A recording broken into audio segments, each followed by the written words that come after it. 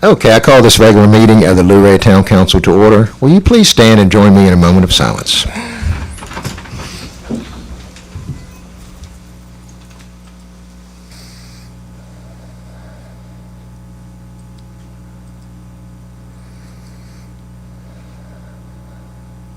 I'll ask Councilman Webb to lead us in our pledge of allegiance. To the flag of the United States of America and to the republic for which it stands, one nation, under God, indivisible, with liberty and justice for all. Danielle, will you please call the roll? Mayor Doffmeyer? Here. Mr. Vickers? Here. Ms. Lillard? Here. Mr. White? Here. Mr. Pettit? Here. Mr. Sowers? Here. Mr. Webb? Here. Okay, are there any additions to or deletions from the agenda? Yes, Mr. Mayor, I have an addition to the agenda.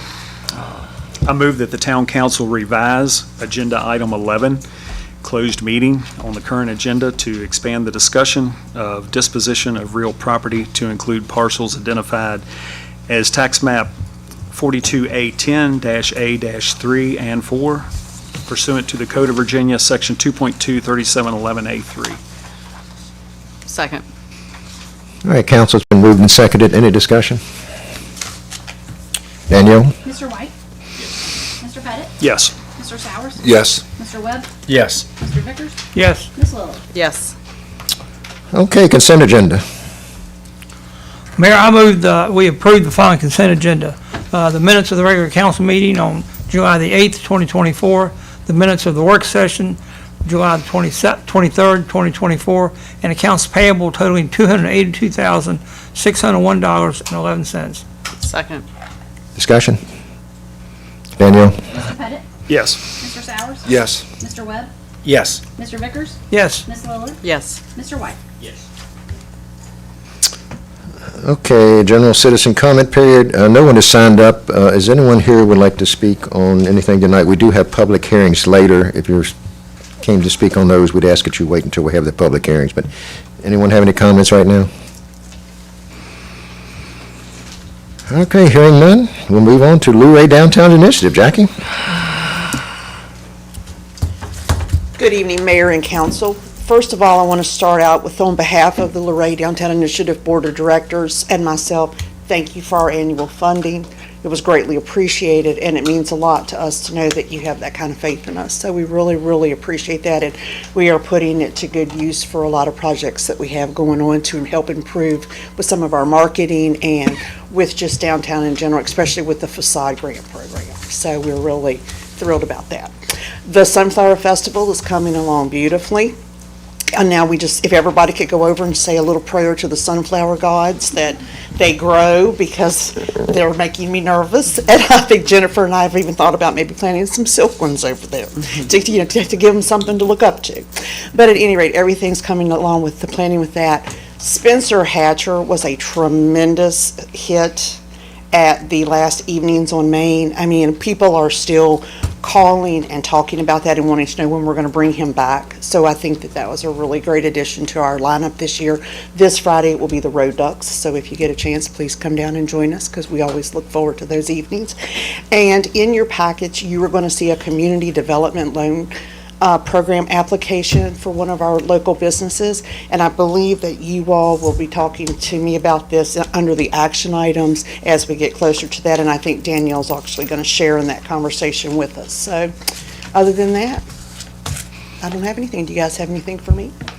Well, thank you for letting me introduce Spencer Hatcher. That was You a are real joy. welcome. Thank you. Pretty hard to say no to the mayor. Well, well, a lot of people do.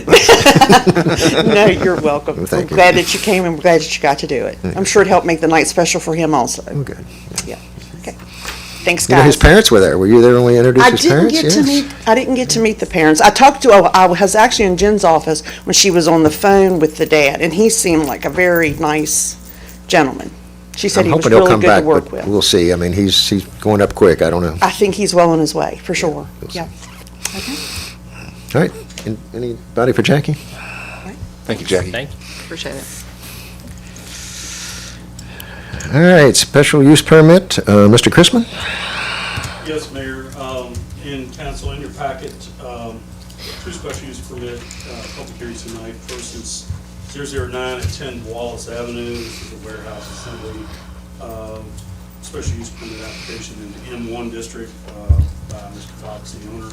Mr. Fox is here tonight if you have any specific questions. Planning Commission reviewed this, evaluated, recommended 7-0, as long as condition number 2 was altered at the request of the applicant, and that has been done. Other than that, the 2 written comments that the town received are included in your packet. They came through with the Planning Commission public hearing. I read those into the record at that time, and now they're part of the packet of the public hearing tonight. Other than those 2, that's all I've gotten. No phone calls or emails, no other letters. Okay, I'll open the public hearing. No one has signed up to speak on this special use permit. Is anyone here tonight would like to speak on special use permit 24-009? Yes, sir. Yes, you do, sir. I'm sorry, yes. Okay, now I realize Before you start, if you would, give us your name and address, if that's okay. Jeffrey L. Kibler, Okay, 9 East Old Barn Road. okay, and we have a letter from you, Mr. Kubler, is Yes, that sir. correct? Okay. Yes, sir. Go ahead, sir, I'm sorry.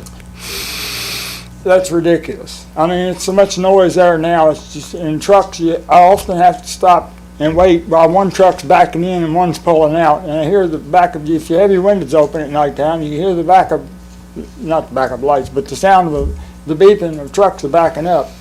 And it's just, the traffic's already ridiculous out there, and it's just no use for it. I mean, I realize money talks, but are you the representative citizens of the town, or I realize it would create more jobs and things like that. I don't know what to say about it. It's just the citizens, I may be the only one that comes from that area, but I'm all against it because it's ridiculous now. All I hear is noise from them trucks, and no matter what time it is, you hear the truck beeping, backing up. And a couple times, like I said, I had to stop and wait while one truck's backing in and one's pulling out, and it's just, when I bought the home in 2014, it was empty. And it's just ridiculous. So All right. I wish you would not approve it. Okay. All right, Mr. Kibler, thank you for being here this evening. Yes, sir. All right, anyone else here tonight like to speak? Yes, sir, if you'll come forward.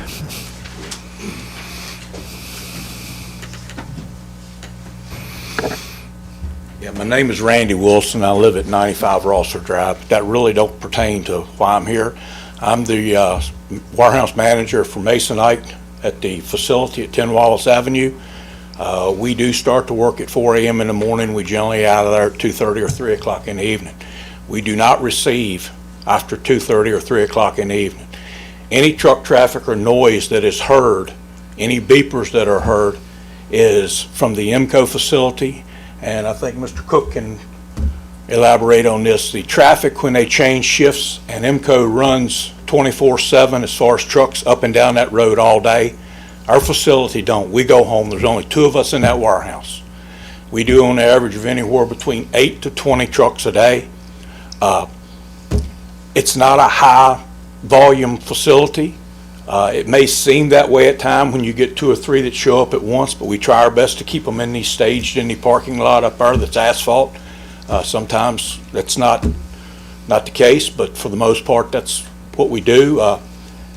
I don't feel like there's excessive noise there. I mean, I've been in the industrial for 47 years with Wrangler 43 and out there for the rest of the time. It's a key part of our community. If you vote to shut this stuff down and to handcuff it, I think you have seen by the past, businesses are reluctant to be told how to run their business, how to run their shifts. There's a lot of small towns up and down. I'm just going to start at Winchester and go to Charlottesville that have empty facilities that are for rent, sitting vacant. I mean, I don't want to see this community grow and get any smaller. I want us to stay where we're at.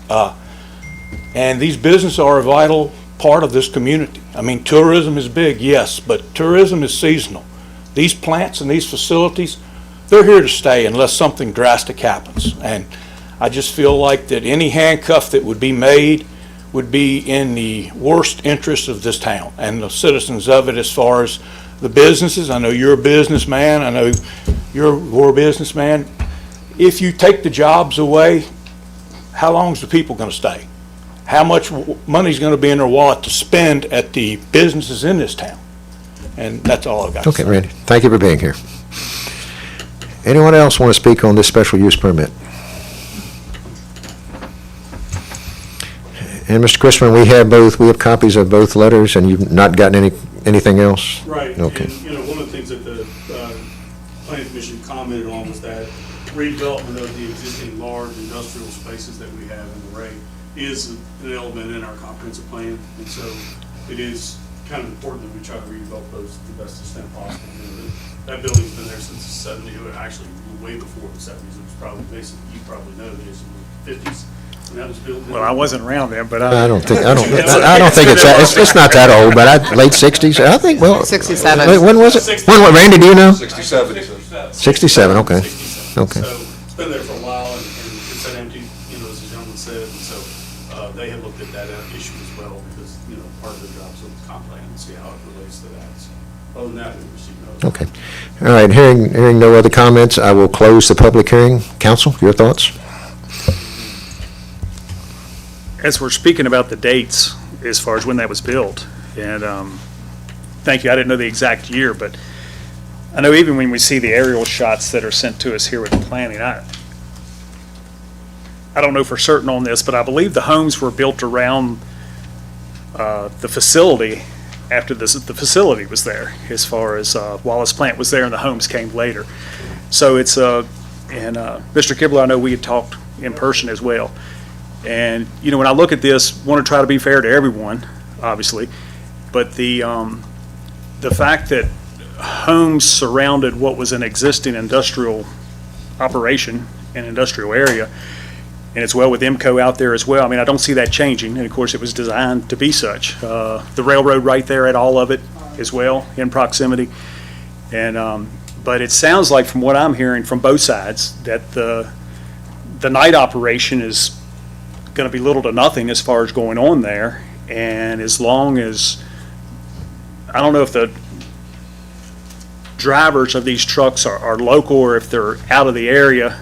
Okay, so it seems like it would be, if we could just get good communication as far as a driver arriving in there at 3 a.m. to know, as what we've seen in our notes, that if they're going to idle, if it's wintertime, they're going to idle, they need to be over in the far parking lot, which is closer to Wallace Avenue, and then not be backing around the building or whatever until these specific times. I think if that can be worked out, we're in much better shape. Yeah, so that would be good, you know, that other, right, the first entrance you get to Wallace, I mean, that, not Stony Brook Lane, but the first one is like you cross the railroad track and past High Spring Road, right there beside High Spring Road. That would be fine, you know, that side of the area, but it's children riding bicycles, and there's 2 dead trees on the property that continue to grow big limbs. My neighbor today he has to cut it up and take to the landfill. And you know, children go through there all the time on their bike and stuff through his yard. And you know, that tree fell on the greenway years ago and killed that lady. And you know, it's just, and so my neighbor told me he talked to Bobby Fox's son, and he also talked to Bobby Fox about it. And he said he could get couldn't get anybody to cut it down. There's all kinds of numbers and stuff about what people do trees up. So I can't understand that. Okay.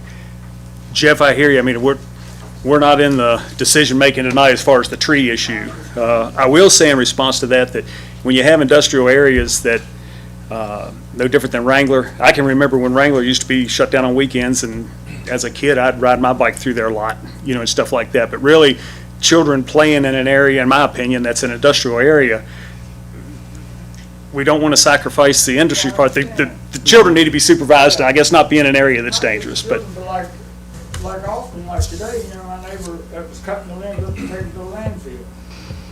fell off that dead tree. And, you know, thankfully it didn't blow down his building when the hurricane just come through.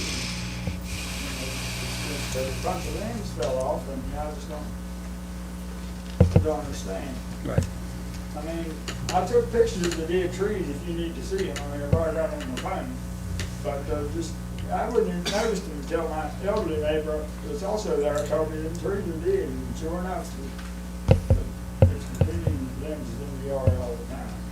Okay. Well, and personally, I hope that's something you can work out with Yeah, I understand. the property owners, right? I mean, I agree, Jason, I appreciate your thoughts on that, and like Councilman Sowers, we believe we all want to remain sensitive to the property owners and the desire to live peacefully within, you know, the walls of your home, that being shared with the understanding that, again, how long ago this property was constructed, that while even given the vacancy at any given time thereafter that it was unoccupied or not fully used, zoning is still permitted. There are permitted uses within the current zoning code that has existed, you know, even when it wasn't at its fullest use. And, you know, I'm a proponent of business, and it is a challenge, right, to strike that balance between being business friendly, but also providing a quality of life for our residents. Well, I understand it be financially beneficial for the town and a lot of city jobs and stuff for the citizens, but, you know, like I say, it was nice the first couple of years after I bought the home. It was peaceful and everything, Yes, sir. but it's just noise all the time now. I guess the contrast that I'm hearing, you know, it sounds like really you've got to be connected with IMCO to resolve some of these existing issues. It doesn't sound like this specific application, even though it is in part of the same building, is necessarily going to change or increase the existing issue that you're talking about at night and these different times. I sympathize with the issue. It doesn't sound like from the details of this application that this would grow or reduce that issue. And I'll also add a personal point, which is, you know, we moved relatively recently into a house that's beside a business zone lot that was an operating business. The business is closed. I enjoy the quiet and the parking lot not being full. I want to see another business be in there again, with all the things that come with that. I don't want it to be a club, and I mean a party club, not a country club, but I want to see business back in there because I know that I took on moving beside a place that was zoned for business. Well, I agree with you, and like I say, you know, there's the other road that probably could use to come in with no traffic that goes to that place only.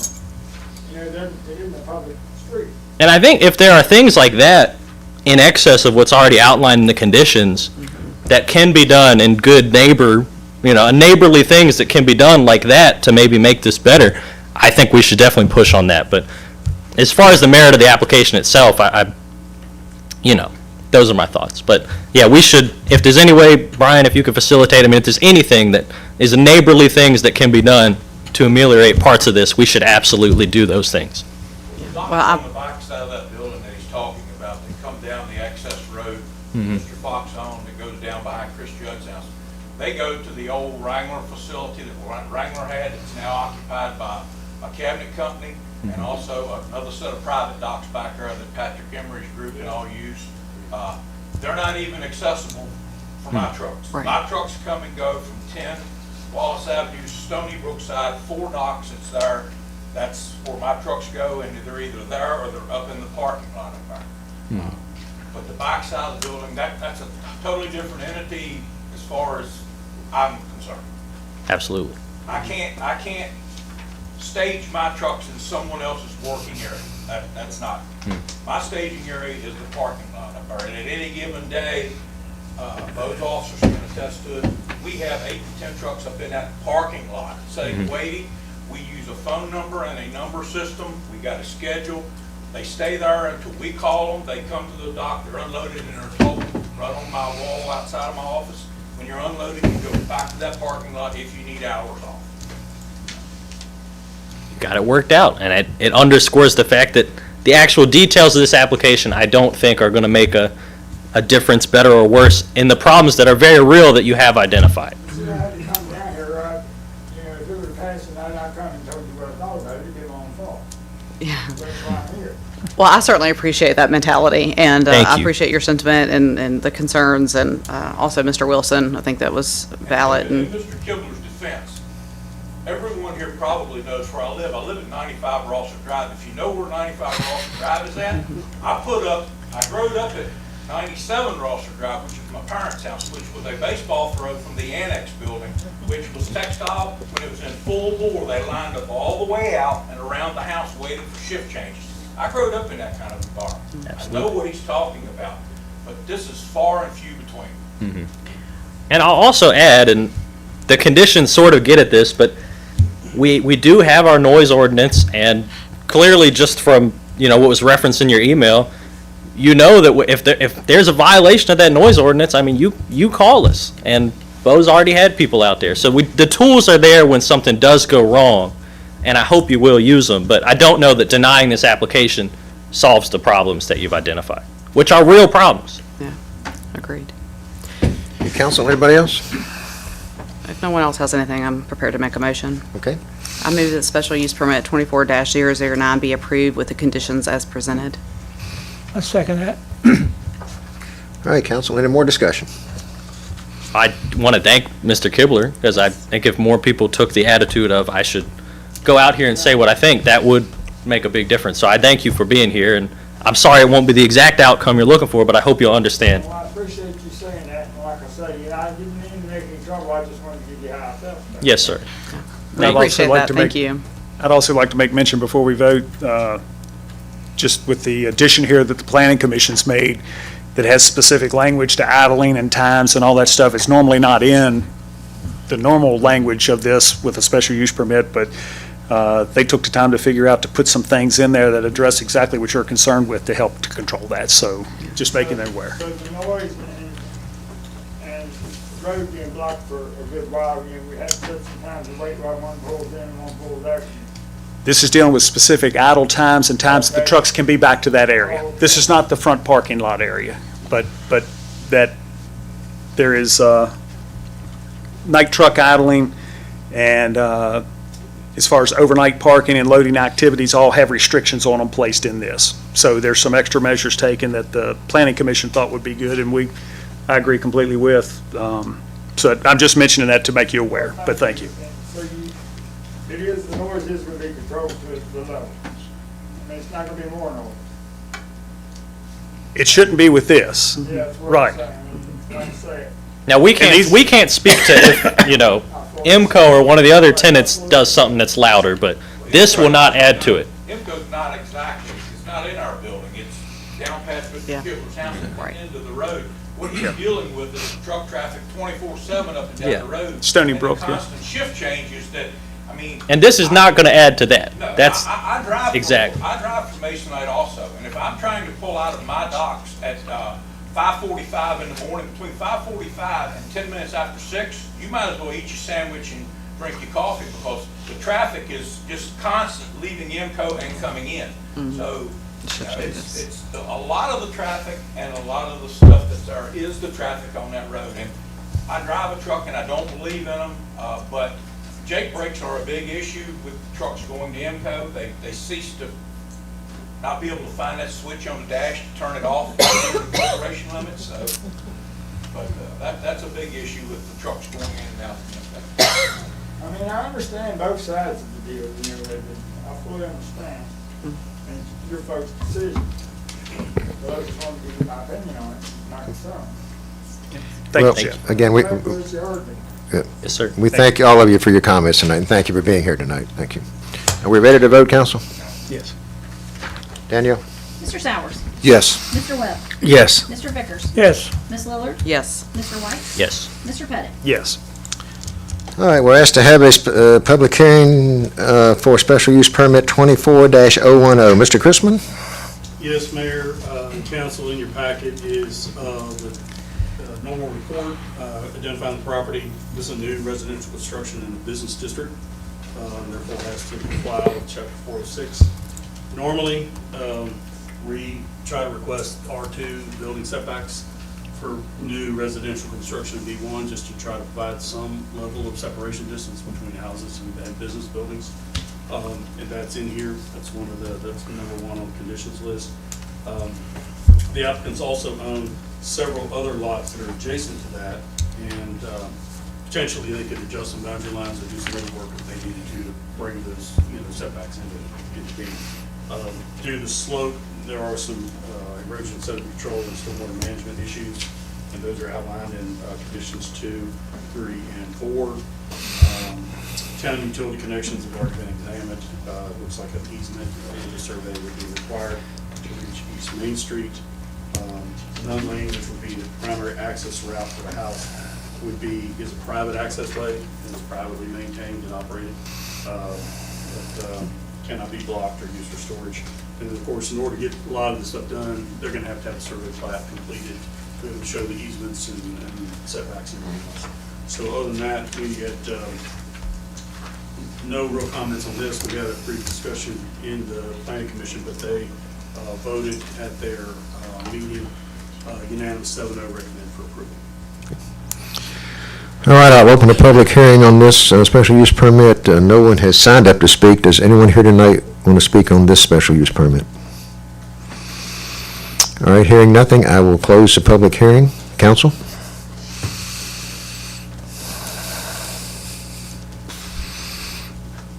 I don't have any additional comment, but I'm prepared to make a motion. No other council members has anything. No, I'm good, go for it. I move that special permit 24-010 be approved with the conditions as presented. Second that. Is it Ligon? That was me. Joey, okay. All right, any more discussion? All right, Danielle? Mr. Webb? Yes. Mr. Vickers? Yes. Ms. Lillard? Yes. Mr. White? Yes. Mr. Pettit? Yes. Mr. Sowers? Yes. All right, Hawksbill Creek Water Quality, Miss Susan Corbett.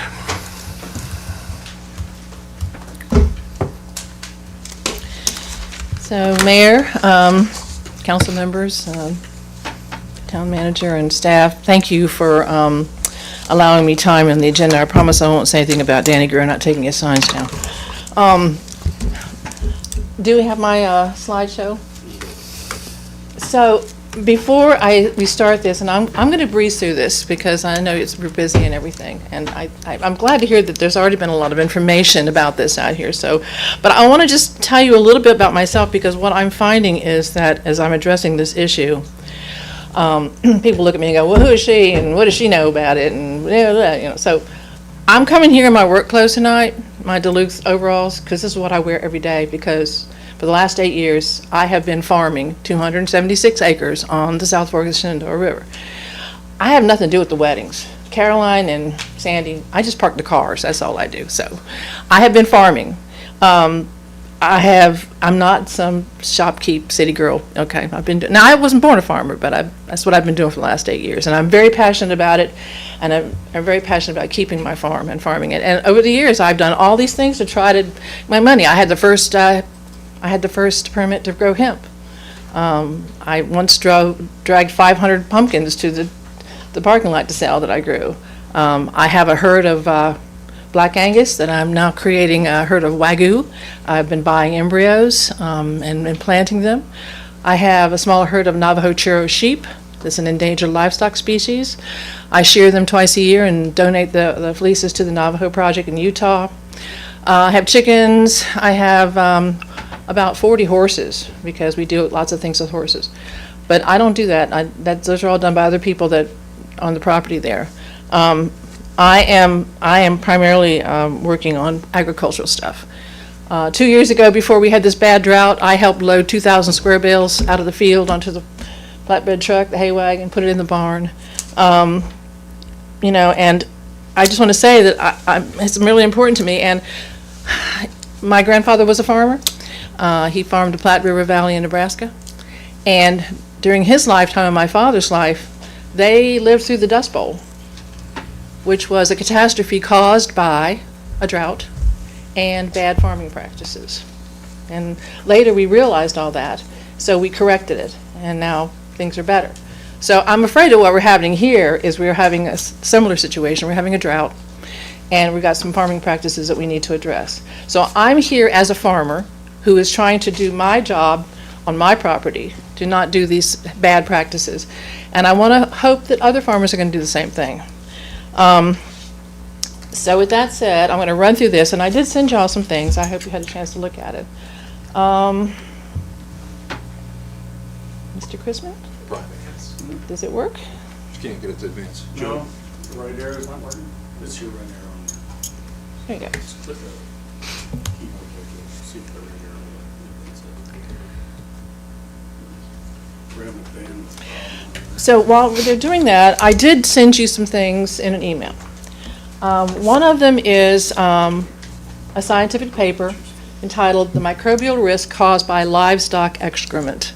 So basically, why is cow feces bad for us? And there's a lot of information in here, and there's a lot of biology in here. But the analogy that I like to make is if we were all down at the Hawksbill pool, or we used to call it the Schuler pool, and a baby came in there and emptied his diaper, I don't think any of us would stay in the pool, right? No, we would get out of the pool, right? We wouldn't stay in that pool. But yet, here we are allowing people to swim in cow feces, is what we're doing. So I did send you this to show you how dangerous that is, because they measure for E. coli, but that's kind of like the canary in the cave. That's just the tip of the iceberg. They can't measure for all the other pathogens that come along with the E. coli. That's all they can test for. That's all they have the money to test for. But there's all kinds of other really nasty stuff in there, and this kind of outlines it. Oh my God, tell me where it's going to work. I also was very happy to hear that there was actually a plan developed 20 years ago. Well, yeah, 17 years ago, okay? And it's a really good plan. And according to what I've read, if we had implemented this plan to the end of what the creek would have been 100% clean by 2022. So we kind of missed the boat here. We had a chance to do this. So what I'm suggesting, and I have my slides printed out here. So what's the problem? Thank the heavens for the Friends of the Shenandoah River for doing this testing. I think I was just like blithely, like everybody else, assuming that the creek was kind of like the river. Well, yeah, it's a little dirty, but I had no idea that these really horrible amounts of fecal material was in the Hawksbill Creek. And it's not just one day. It has been going on for a long, long time. They've been doing data over the last years. There's really high numbers. We're basically swimming in a cow toilet is what we're doing, okay? So why is this a problem? Cow feces has many pathogens, bacteria, E. coli, salmonella, campylobacter, cryptosporidium. I mean, it's a whole list of really nasty stuff that we as humans can be infected with. It can come in through our eyes, through our nose, through our mouth, through an open wound. Especially vulnerable for children, okay? This is a big problem. And this is the primary thing in the creek. DEQ has done, it's kind of like DNA testing, and the last report that I saw was over 50% of the pathogens are cow poop. There's some human stuff, there's some pets and stuff like that, but the majority is cow poop. And also, so I wanted to make sure everybody knows that these high levels of E. coli are also dangerous to dogs. Dogs have a certain level, they can tolerate of E. coli, but at some point when they get so much, they get sick, they start vomiting, they get diarrhea, and you don't always know what's causing it. You don't think about it. But dogs, and especially puppies, can be really affected by that. So we didn't get it. Oh, okay. I will keep working. Okay, so there's other things that can be contributing to this. The sewer lines, and I've been doing some work on looking at the sewer lines. I don't think any of our sewer lines are leaking, at least not enough to make a really huge impact on that part of the creek. And that's something I'm sure the town stays on top of and is aware of and looks at that. But everything that I've read and seen, that's not really the problem. And it's something we have to be aware of and stay on top of, but that's not. And wildlife, we can't do anything about the wildlife. The low-hanging fruit here, I'm sorry, but when you start to solve a problem, you try to go for the easiest things first, right? The low-hanging fruit is the cows in the creek, okay? That's the low-hanging fruit. So, I'm not going to identify anybody by name, but I have been driving around looking at places, looking at my map online, looking at where cows are in the creek, and there's quite a few places. And in fact, this plan actually identifies quite a few places on the creek. So having cows constantly standing and defecating in the creek and urinating in the creek, combined with the runoff, when you have these big rains, that's what's washing all this feces into the creek. That's why we're getting these high numbers. Here's a picture of one of the drains that goes under the Hawksbill, but this one's not leaking. They've tested it, so. There's one more in that location near the swimming hole. So what are we going to do about it? So here's where I have a problem. I mean, if you want to leave the creek dirty, that's fine. Leave it dirty. Leave the cows standing in there. But I don't think that in good conscience I can be supporting and contributing to the recreational activities that send people into that creek. I'm not sure if I can contribute and sponsor the trout thing anymore, or the rubber ducky float, or anything that's going to bring people in contact with that rolling toilet. I'm just not sure I can do that. And I'm not sure a lot of other people would want to do it too once they know the severity of how dangerous that water is, especially to children. So one of the things that I think we have to do is we have to discontinue these public activities. I mean, the DEQ has said that river, that creek is not safe for recreational activities of any kind. It's just not safe. Those high levels of E. coli and all those other pathogens are not safe. I think we have, until we make a plan to clean this up, we have to discontinue. And I've been a sponsor of these things, you know, but I don't know if we can keep doing that. You know, and I think that we're going to have to confront the elephant in the room, and we're going to have to go and talk to these farmers and show them these horrible numbers and say, I'm sorry, but cow feces and this is what's causing these bad numbers. And do you really want to be putting people at risk? I mean, the Greenway it's like a treasure. The Greenway is one of the main features of our town. Aside from the caverns and the bell tower things, the Greenway is amazing, and we have spent a lot of money putting that together. Has been invested in that. And it seems crazy to have the heart of the Greenway be so toxic that we can't stick our feet in it or let kids wade in it or dogs drink from it or whatever. So there are things we can do. I mean, I know that nobody wants to do this, but the code of the Virginia law says that localities can adopt setbacks. You can enact zoning ordinances when the health, safety, and general welfare of the citizens are involved. This is in Virginia law, Section 3, the right to farm section. There are some things you could do. And we can also, we can go to the Stewardship Act. I sent you a copy of the Agricultural Stewardship Act. That's the last thing that we want to do, because that involves somebody making a formal complaint. Now, I think we could find some people to make the complaint, but I don't think we should start there. I think we start with, I don't know, I'm happy to sit down with a group and brainstorm some ways that we can approach these farmers and say, here, we got a problem, we want to clean up the Hawksbill, people use it, we want to be able to recreate in it, what can you do? Now, I see, just without naming any names, that some farmers moved their cows because of the hurricane. So they can move their cows. It's not like that's the only place they can be, which is an interesting thing to observe. The other thing that I'm doing at my farm is I've partnered up with the state and federal government to do a cost share program. I just finished fencing off my half a mile frontage on the Shenandoah. So no livestock will ever be in that river again. It will be completely protected. I also am fencing off the 2-acre pond, because even though I own the pond, I don't think animals standing in the water and then drinking their feces and urine is particularly a good thing. I want my cows to have fresh water. So the state and these programs are helping me bring in, Chris Judd, bringing me in water, putting water stations in, using my wells to pump water in, so the cows will have water stations where they get fresh, clean water. They will never stand in that pond again. I will stock that pond with fish and go fishing there. So these resources are available to all farmers. Corey Gillum's over in Harrisonburg in that office. I've been working with him. Any farmer can apply. There's a lot of money out there. I think since I've heard that since this plan was put in place, there's actually more money available now because there's a big push to try to preserve our water quality. And I know that some farmers, I know that change is hard.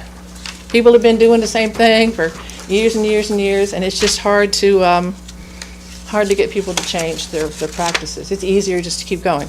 But, I mean, I'm coming to y'all because I'm going to do something. I don't know what I'm going to do, but I'm going to do something. Because I can't stand by and see that beautiful creek stay like that. And I know there's been effort in the past to clean it up. But for some reason, we didn't follow through. And I'm not blaming anybody. I don't want to go back and revisit the past. I want to start over with a plan. And it might take us a couple years. I'd like to clean up the closest places to the Hawksbill first. And I think that would improve the water quality a lot. I'd like to make the Hawksbill in this part along the Greenway clean enough to recreate in. So I'm not here to ask you anything, maybe just to give me your blessing. I would love for the town and the county to maybe put together a new water quality advisory board where we sit down and strategize what are our steps going to be. Send a letter to these farmers first, say, hey, there's a problem here. We want to talk to you. You know, and you start at the lower level, be diplomatic. But then if down the way, if you start to get resistance, well, there's always the Stewardship Act that we may have to go there. But personally, I think it's worth it. I think it's worth having a clean Hawksbill Creek here in the heart of our town for people to enjoy and not be afraid to let their kids or their dogs go in. So, what happened to my slideshow? Council, you have any questions? You told me you had it all in. Any questions for Ms. Corbett, Council? Susan, we thank you for being here tonight. Thank you for what you're doing, and it's quite a challenge. We know that. I love a challenge. Well, you have one. But well, but thank you for being here this evening. Thank you. So I'll make sure that everybody gets a copy of her slideshow, and Okay. you guys can review and answer questions. But Okay. the whole system internally appears to be locked up. So Okay. out on streaming, it's fine. But in this building, right here in this room, none of it's working, meaning nothing. We can pull up Facebook and Not watch her the subject. presentation. You can watch a blank screen on Facebook Okay, right now if you blank like, screen. but yeah, it's spitting it out, but it's not, it's continuing.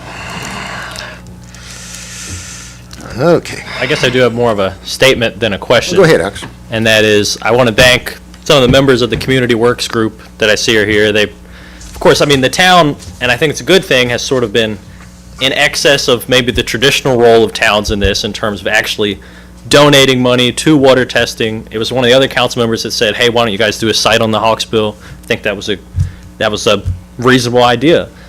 So we've definitely, you know, to people that I've seen some things going around, the town cares. That's why we're having the conversation. We paid for the testing. In terms of the actual concern, I wonder if jurisdictionally, since probably I'm spitballing, 90% of the possible point sources are frontage that's between the town limits of Luray and the edge of Shenandoah National Park, quite a lot of Hawksbill. I wonder if, from a jurisdiction standpoint, this is really something for the Soil and Water Conservation District directors to try to take a lead on. And I actually saw that they were cited as the jurisdictional party in the Stewardship Act that you had passed along. And I know that they also administer and help farmers take advantage of a lot of these tools in terms of cost sharing. And maybe even most importantly, both of the gentlemen that represent Page County, and one of them is here, have experience in farming or are actively farmers. So they're not going to, you know, stick it to farmers or take this kind of antagonistic tact. So I think that's what would make the most sense for me, since those are the subject matter experts and they have the state tools, they have the experience on the environmental side and on the side of actually having been in farming. So that makes the most sense to me. I wonder how others feel. That seems like the most natural venue for this discussion would be the Soil and Water Conservation District. I think so. Sounds reasonable to me. Alex, anybody else? I disagree with that. That's completely right. But the town has a lot at stake here because the Greenway is in the town. And it is a major feature of this town. We send tourists down there all the time to walk. So you have a big stake in this. I mean, if people find out that that water is too unsafe for their children, are they going to really take part in the trout derby and stuff like that? If that word gets around, this water's contaminated. So you have a stake. So you don't have regulatory jurisdiction, but you as a town council can write a letter saying we're very concerned about the status of the Hawksbill. We want to get it cleaned up. Please work with the Soil and Water Conservation to take some actions on your farm. You can do a lot as a body because you are the town. You are the town of Luray. You own the greenway. You own the water going through the greenway. You have a lot of clout. And if somebody just shows up from Megan, you know, they don't know her. They know you all. All these farmers, they know you all. So if they get some sense from you that you're concerned about this, or we're going to do something about it, we can start here and we can escalate. But I think you have a stake in this. You are a stake. The town of Luray is a big stakeholder. You need to do something. I don't know what. I'm happy to brainstorm with y'all, but I don't think you can just wave it away and say, oh, y'all go do it with the soil and water people. Well, I The think we- I farmers think we will would not be- accept that. The farmers will not accept that. Yeah. They need to hear from everybody that we're unhappy. Like I said in my slide, why should a few people be allowed to ruin the Hawksbill Creek for the rest of us? And that's really what it really is. I mean, there's a lot of little things along the way, but there's a couple of major places that I think that if those went away, you would see a huge difference in the quality of water. So the town does have a stake in this, and I hope that y'all will think about taking some action of some kind. Okay? Anybody else? Thank you. Thank you. All right, anybody else? All right, moving on. All right. Draft lodging house ordinance amendments. Mr. Bodkins? Thank you, Mayor. In your packet, you have for review and discussion a draft ordinance that distills the Planning Commission's recommendations for lodging houses into textual amendments for the zoning ordinance. This draft ordinance is all-inclusive. It includes all the changes that were recommended by the Planning Commission as well as the additional items that were discussed by council during its July meeting. In terms of a brief summary, Section 1 sets forth in red line the recommended changes to the definition of lodging house. Section 2 removes lodging houses as a use permitted in the R4, R5s, and PND zoning districts. Section 3 sets the special use permit application requirements that are suggested by the Planning Commission. And then lastly, Section 4 sets forth the recommended changes to the regulations in Chapter 519. These amendments are scheduled for public hearing and potential action at your September meeting. The Planning Commission is conducting its public hearing at its meeting later this week. I'd be happy to answer any questions you all might have. Well, I got to thank you for putting this together. My only question is about the idea that had come up of certain parts of Luray Landing. As this is proposed to be written, that exception wouldn't exist, right? It would just, we'd be done in the P&D, or what would be the effect of this the way it's worded? It would no longer be a permitted use in the P&D without exception from the point of adoption going forward. Great. Thank you. Yes, sir. There's something else, and I'm trying to find, I read this earlier when I received this. I'm trying to find the wording that the Planning Commission didn't recommend it, but it came up discussion here with the council that was added about